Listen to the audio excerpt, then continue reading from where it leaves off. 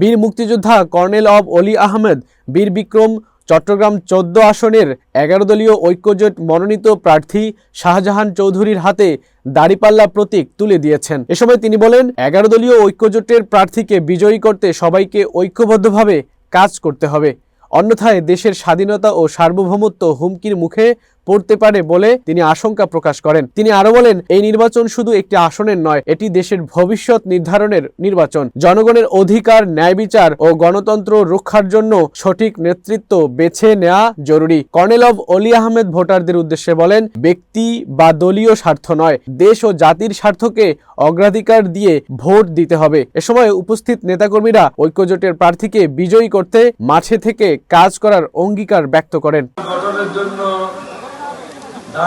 দেখলে হবে না, ১১ দলীয় ঐক্যজোটের প্রার্থীকে জয়যুক্ত করতে হবে, না হলে স্বাধীনতা বিপন্ন হবে।